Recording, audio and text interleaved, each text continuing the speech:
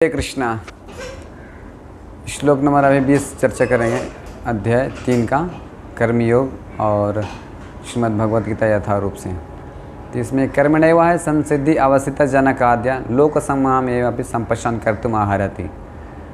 तो भगवान अभी बताते हैं कि हे अर्जुन, मतलब बहुत से एग्जाम्पल देते हैं कि बहुत से ऐसे शुद्ध भक्त जो हैं, जो भगवान के लिए उनको करने की ज़रूरत नहीं थी, फिर भी भगवान के लिए कार्य किए। किस लिए?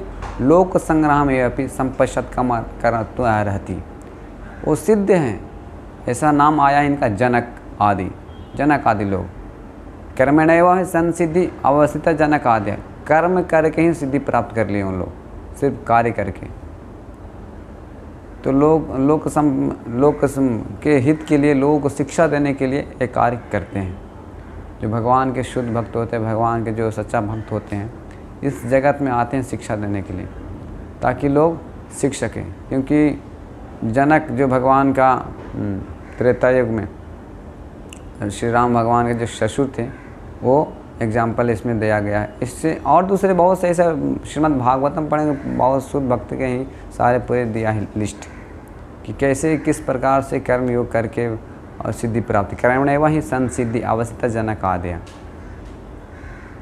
तो सिर्फ भगवान की सेवा में, जैसे अभी कोई एग्जाम्पल प्रभुपाद जी देते हैं कि कोई फैक्ट्री में काम करता है, तो उस फैक्ट्री से जितने भी पैसे कमाता है, धन कमाता है, भगवान के लिए समर्पित करता है, अपने गुरु को वापस ला कर देता है। तो उस फैक्ट्री से आसक्त नहीं है, ना वो उस धन से आसक्त हैं। वो पैसा भगवान के लिए सेवा में देता है। तो इस कौन में बहुत से भी ऐसे भक्त हैं जो सारे पैसे कमाकर अपने गुरु को देते हैं, और गुरु भगवान की सेवा में सारे लगाते हैं।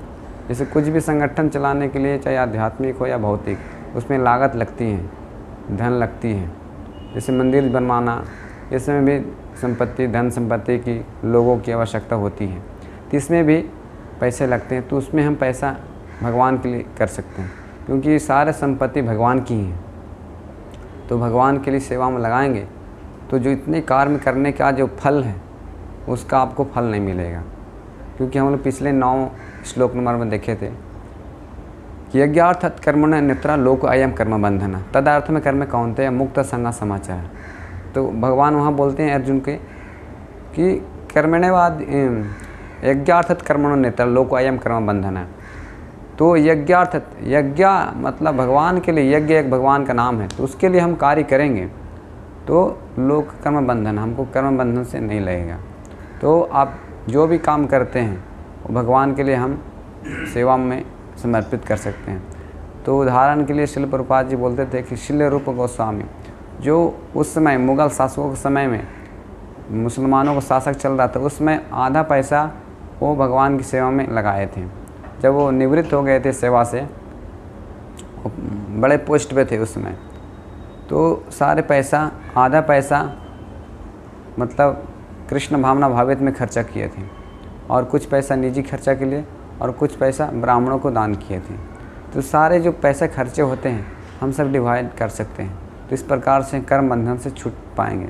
और ऐसे बहुत से ये लोग करते हैं, शिक्षा देते हैं लोगों को शिक्षा देने के लिए, क्योंकि हम लोग बद्ध आत्माएँ इस प्रकार से नहीं कर पाते हैं। तो इसीलिए भगवान भक्त अपने शुद्ध भक्तों को भेजते हैं, ताकि हम अपने कर्म करने की प्रवृत्ति है तो भगवान के लिए हम कर्म करेंगे, और भक्ति करके भगवान के लिए समर्पित करते हुए। भगवद गीता में बहुत जगह भी बोलते हैं, जो भी कार्य करो मेरे लिए करो, जो भी दान दो मेरे लिए करो, और जो भी खाओ मेरे भोग लगा के खाओ। तो इस प्रकार से हम भगवान का भगवत धाम प्राप्ति कर सकते हैं और भगवत प्रेम प्राप्त कर सकते हैं। हरे कृष्ण।